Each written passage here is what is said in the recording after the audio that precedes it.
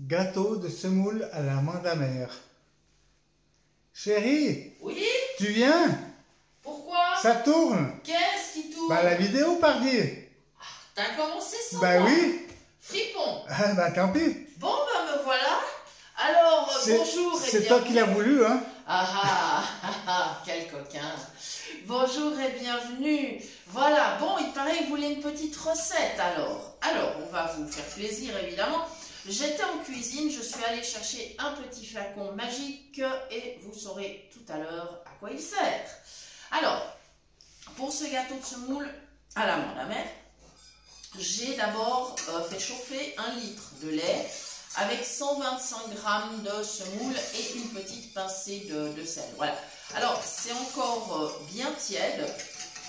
Voilà, je vais remuer un peu pour justement que ça tiédisse encore un petit peu. Et je vais pouvoir ajouter mon sucre. Il en faut 80 g. C'est un gâteau qui n'est pas trop sucré. Voilà, moi j'aime bien quand il n'y a pas trop de sucre. Donc là, celui-là, très franchement, il est tout à fait idéal. Voilà, et là, c'est de la cassonade que j'ai mis. Vous pouvez choisir au niveau du sucre, vous mettez celui que vous voulez. Moi, je trouve que là, la cassonade, c'est plutôt pas mal. Ça pourrait être simplement du sucre semoule ou du miel, pourquoi pas. Enfin voilà, ça, vous regardez vraiment selon vos préférences. Voilà, et comme mon mélange est encore tiède, eh bien évidemment le sucre va bien se dissoudre. Voilà, et ça c'est génial parce que comme ça quand on va manger ce gâteau, on n'aura pas la sensation du sucre qui croustille. On aura un sucre vraiment qui aura bien fondu. Voilà, donc je continue de mélanger. Voilà, et là maintenant, j'ajoute les 2 œufs que j'ai cassés dans une tasse. Alors, il n'y a pas énormément d'ingrédients pour ce gâteau, donc ça va bien. Voilà, alors, comme ça, je peux bien positionner la tasse au-dessus de la casserole et je suis certaine de ne pas les mettre à côté. Voilà, c'est une petite astuce que je vous conseille. Si vous travaillez dans un récipient comme une casserole par exemple et que vous devez ajouter du liquide, mettez toujours ce liquide dans une tasse, un verre, et là les œufs en l'occurrence, ça ira très bien parce que comme ça j'étais vraiment sûre de bien viser. Voilà, et là je vais continuer à battre tranquillement. Voilà, voilà. Je vous précise que si vous ne pouvez pas consommer de gluten, vous pourrez préparer ce gâteau avec de la semoule de maïs, qui est en fait la polenta. Prenez simplement la précaution d'en utiliser une qui soit nature, non assaisonnée bien évidemment, parce que sinon ça poserait un problème. Mais donc, même si vous mangez sans gluten, vous pouvez parfaitement préparer cette pâtisserie, zéro souci pour vous. Voilà. Là, je précise aussi qu'il faut prendre de la semoule fine parce que le gâteau, comme ça, sera beaucoup plus fin. Après, c'est aussi selon vos goûts, mais voilà, c'est un petit conseil, comme ça, vite fait, en passant. C'est bien parce que ma masse est en train d'épaissir, je suis très contente. Et maintenant, mon petit flacon magique, eh bien, c'est de l'extrait d'amande amère. Alors, on n'en met pas trop, il faut que ça parfume, mais il ne faut pas que ça, voilà, pas que ce soit trop non plus, Voilà. Hop, voilà.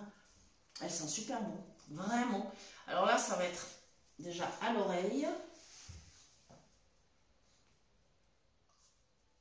Voilà, à l'oreille. Et ensuite, je vais, en remuant, je vais sentir évidemment s'il y en a assez ou pas. Non, là, je peux y aller encore un petit peu. Alors, c'est vrai que en cuisine, quand on n'a pas les yeux, eh bien, les oreilles sont très utiles, mais le nez également. Et malheureusement, je sais... Ouais, d'accord. Malheureusement, je sais qu'il y a des personnes qui n'ont pas l'odorat non plus. Et là, c'est compliqué. Je suis consciente pour vous que c'est compliqué. Donc, n'hésitez pas à goûter. Si vous n'avez pas l'odorat, n'hésitez pas à goûter. Prenez une petite cuillère. Parce que si vous mettez les doigts, là, c'est encore trop chaud. Mais prenez une petite cuillère, goûtez votre préparation. Et là, vous saurez si c'est OK. Voilà. Eh bien, mon gâteau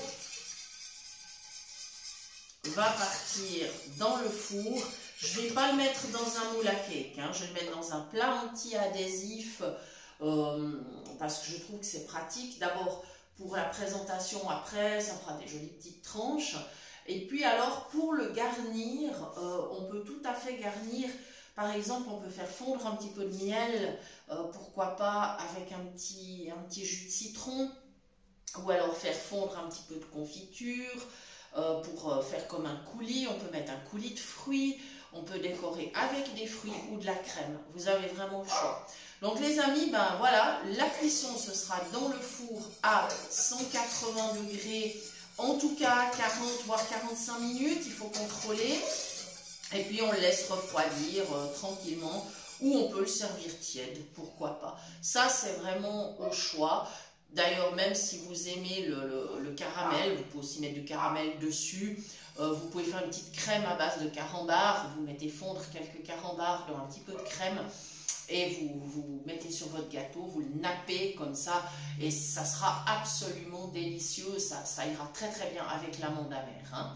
Voilà, il me reste à vous remercier de nous avoir suivis. Je vous donne rendez-vous très bientôt pour de nouvelles idées cuisine. Merci!